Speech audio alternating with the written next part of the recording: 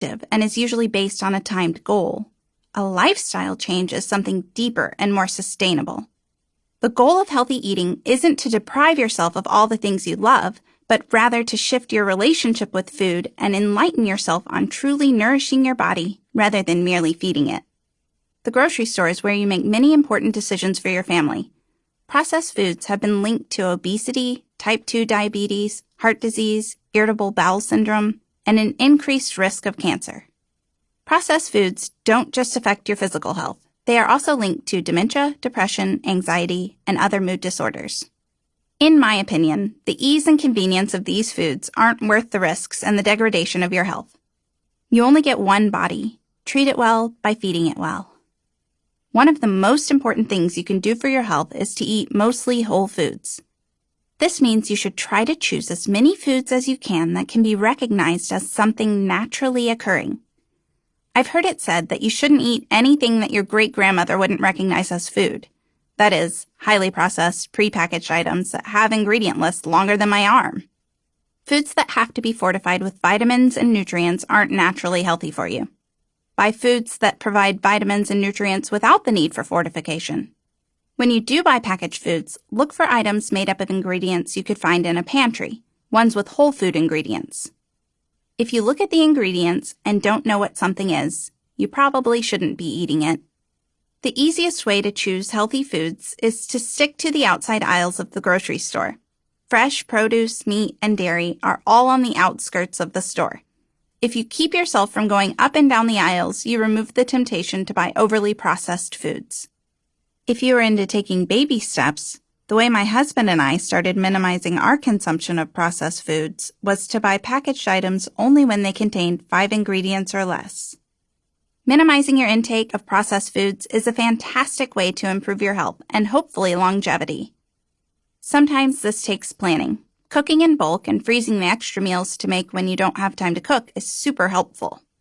Do the best you can with the resources you have. I'm not a nutritionist, so all I can do is speak from personal experience. It's up to you to dig in and discover what foods are best for you. There are lots of different diets and lifestyles that may benefit different body types. There is no one-size-fits-all diet, but a few you might want to check out include the Weston A. Price Dietary Guidelines, Paleo, and Whole30. All of these focus on whole, nutrient-dense foods. There's a lot of debate on whether you should eat organic food. Some people say it's a scam and not worth the money. Others claim it's extremely important for food quality. There is limited research on the matter. The conspiracy crunchy mom within me says, follow the money, honey. Big ag, big pharma, and big dairy all want your cash, so why would they support research that exposes their way of doing things? But there are loopholes with organic farms, and some of them aren't entirely honest, so it really is all about money. Big organic is a thing now, too. Trust no one. Conspiracy crunchy mom complicates everything, but then I remember KISS. KISS. Seek out simplicity when you don't know the answer. In my non-conspiratorial opinion, the best you can do is seek out farms in your area and talk to them about their growing practices. With the rising interest in growing and raising nutritional foods, you may even be able to find a regenerative farm, the gold standard of farming these days. Food is expensive, and I know it can be discouraging when you can't afford to buy the quality of food you want. When I couldn't afford local pasture-raised eggs, I knew any egg was better for me than buying canned biscuits. The further your food is from its natural state, the less healthy it is for you. Organic or not, the key is to invest your dollars into whole, nutrient-dense foods. These foods are not only better for you, but also more satiating than boxed and processed foods. If you must have snacks, consider making them yourself. If you can buy it at the store, you can likely make it at home. Except Cheetos. I'm pretty sure no home chef can rival the chemical concoction of those crispy, fluffy, crunchy bites of goodness. They make a greenwash version, Cheetos Simply Puffs. They're not great for you, but I'll admit to buying a bag, or 2, so I could experience the delight of licking cheese powder off my fingers. Don't tell anyone, though. I have a reputation to maintain. Homemade snack ideas. The following list includes easy things you can make with just a few ingredients to up your crunch. Check the ingredient labels on these foods and you'll see how many unnecessary things are in the store-bought versions. Crackers. All it takes is flour, water, olive oil, and salt. Yogurt. Milk and a little yogurt starter and you're set. Bread. Flour, water, yeast, and salt. Bone broth. Bones, water, and a splash of apple cider vinegar. Salad dressings. Oil and vinegar with other add-ins like mustard. Mayonnaise. Eggs, oil, and salt. Granola. Can I even be crunchy without suggesting this one? Oats, coconut oil, maple syrup, and add-ins like nuts or dried fruit. There are ways to get the gold standard of food without having to fork over gold for it. When we lived in Wisconsin, I volunteered as a worker at Springdale Farm, a beautiful organic farm run by the kindest people. In exchange for my help packing boxes, I got a community-supported agriculture, CSA, subscription of freshly grown organic produce. And there were often extras of certain things you could load up on. I have never met a farmer who couldn't use more hands. So, although it takes a little courage to call and ask, don't be afraid to see if you can exchange work for products. You can check wwolfusa.org, wwolf.net for the rest of the world, to find an organic farm that you can contact. Another farming opportunity was when I spent a whole day shoveling trenches in the mud and helped my friend, owner of Tulip Lane, plant 30,000 tulips in exchange for a subscription to her seasonal flower CSA.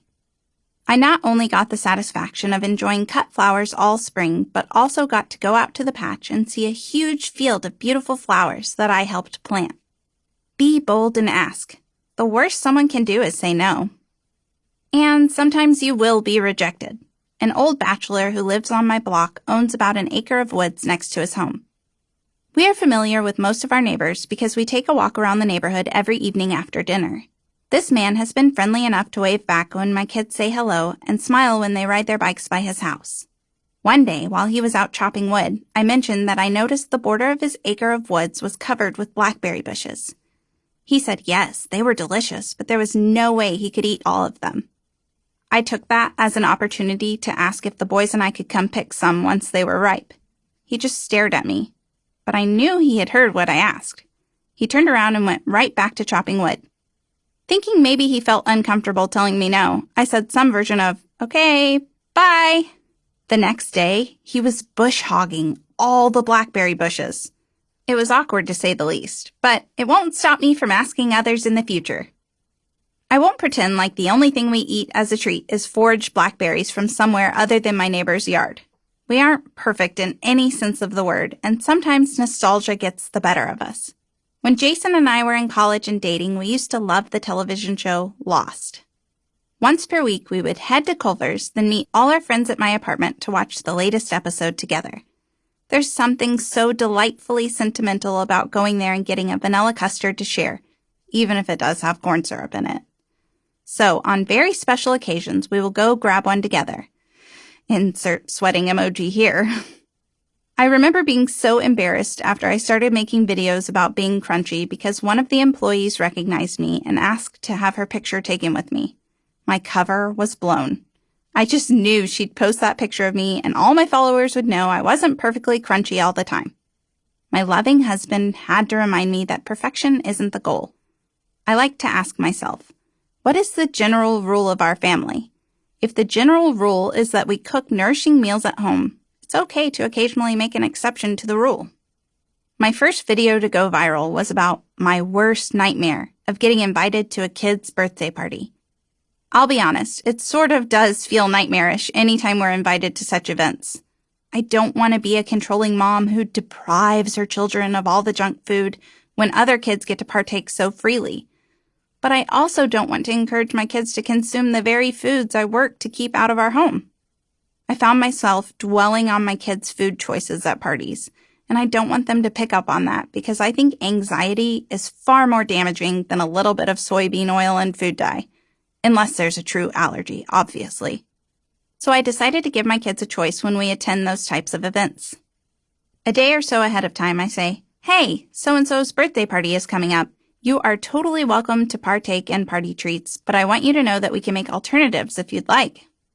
My older son is pretty in tune with his body for a 6-year-old and knows from experience junk food doesn't make him feel great, so every time I've offered an alternative, he has taken it. Honestly, what kid doesn't want to choose his own favorite treat anyway? And every time we've done this, the only response he has gotten from other kids is that they want what he's having. Thanks to the rise in food allergies, there are tons of allergen-friendly, that is, typically a little bit cleaner, fun options out there. There are sprinkles colored with spirulina and beet juice and natural options for food dye. Trying to choose healthier options doesn't mean you can't have fun. Ways to throw a really very crunchy birthday party. Use party decorations that can be used again and again. We have a birthday banner made out of upcycled wool sweaters that we pull out for each birthday party. Start collecting tablecloths that can be washed instead of single-use plastic ones. Say no to balloons. Make the cake from scratch instead of buying store-bought cakes or cupcakes. Use natural dyes and sprinkles to make it extra fun. Serve one sweet treat. The rest of the food can be fruits, vegetables, and healthy alternatives. Serve water and freshly squeezed lemonade instead of sodas. If possible, use plates and cups from your home instead of disposables. Encourage kids to bring secondhand toys, games, and books instead of buying new ones.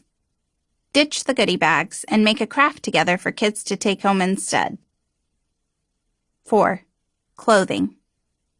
You're probably thinking, fragrances, indoor insecticides, poison in the tap water, seed oils, and everything else. What's next? Are you going to strip the very clothes off my back? And my answer is, I might. I'm kidding, sort of. It would really depend on what you're wearing. Clothing is a basic need. People wear clothes all the time, aside from the 80% of guys who mow their lawns shirtless. But let's assume most people wear clothes most of the time. One of the biggest negative impacts we are making on our planet and our health comes from the idea that we need to have clothes aligned with the latest and greatest fashion trend. A dozen or more documentaries highlight the atrocities of fast fashion, how it is bad for our environment and our health.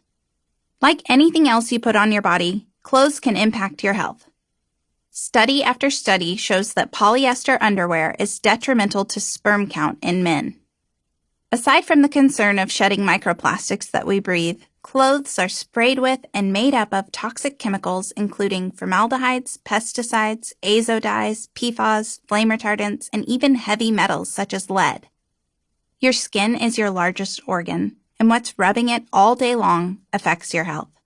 At the time of writing this book, there was a recall on Disney-themed clothing from a brand called Bintex because of a risk of lead poisoning. This brand is carried at places like Amazon and TJ Maxx.